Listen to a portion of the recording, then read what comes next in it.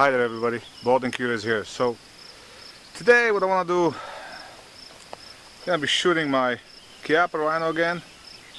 Well, we'll discuss something about it, and we're going to compare it to another 38 357 that you saw on my channel. Yes, Smith&Wesson. This one's a 6-inch barrel and 2-inch barrel. Heavy, fairly light. So let's see.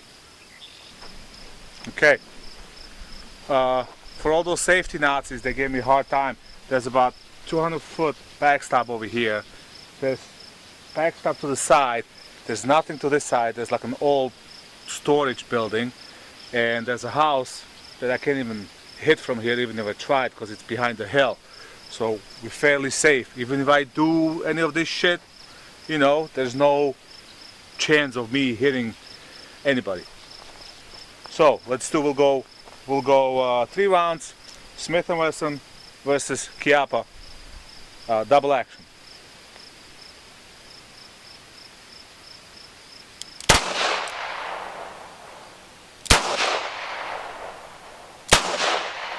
Okay. Now switch hands so you can see it better. Do 3 more rounds.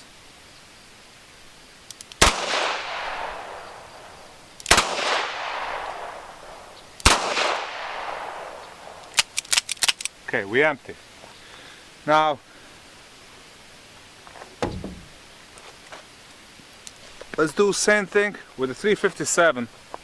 357 is not, 38 is not that impressive, so let's do it with the 357. The only problem is, I think I screwed up and fired all my 357. I only have about 5 or 6 rounds left, so we're only gonna go like 3 rounds and 3 rounds, so you can see a comparison. What I'll do is keep the Chiappa in the left hand, because you can see Chiappa doesn't really block the Smith&Wesson that much, so it's going to be easier to see and compare the muzzle flip. Plus, I'm going to put the Chiappa in a disadvantage because I'm going to hold it in my non-dominant hand.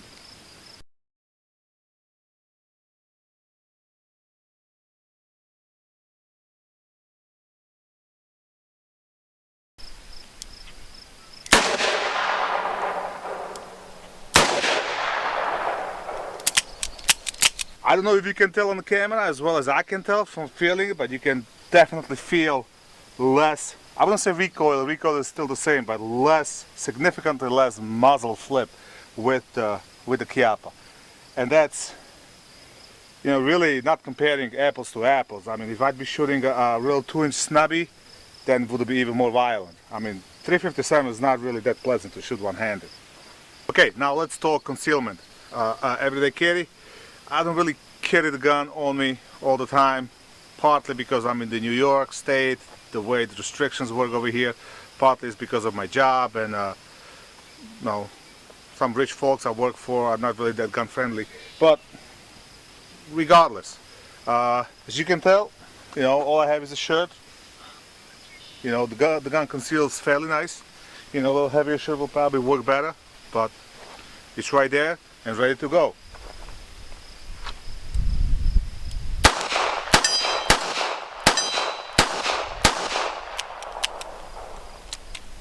One thing I have to say, with the Chiappa you have to relearn how you're gonna hold the revolver.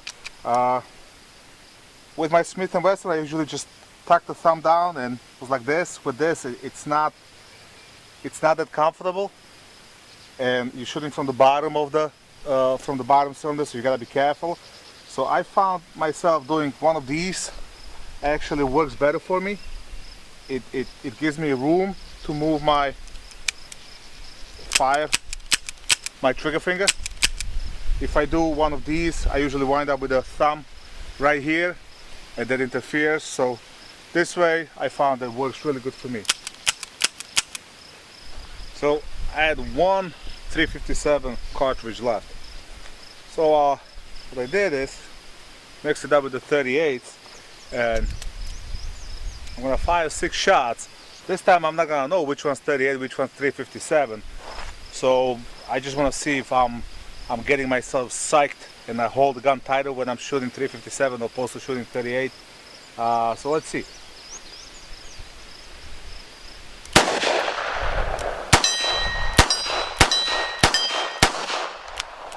And as the luck would have it, the very first shot was 357 that I didn't expect, but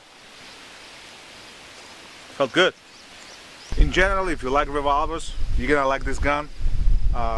If you don't like revolvers, you're still gonna like this gun. If you're a gun person, you're gonna like it because it's weird.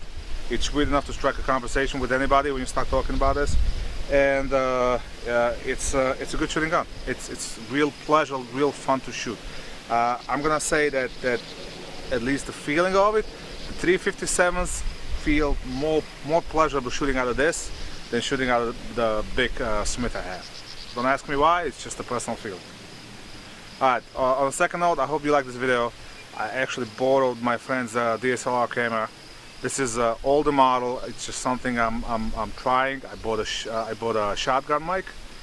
So I'm just gonna kind of evolve my channel thanks to Magnum. He got me interested in those. He was talking about the Canon GX7 Mark II's coming out, so I was looking at those. So I might either pick that up or just spend the money and buy like a D70, buy like a real deal DSLR camera and shoot the videos on that. But let me know if you like the quality of this one, if it was better opposed to most of my videos that were shot either on my action camera or actually on my Galaxy S5 Active. So just let me know in the notes, in the comments down below what you think, and as always, have fun, keep shooting.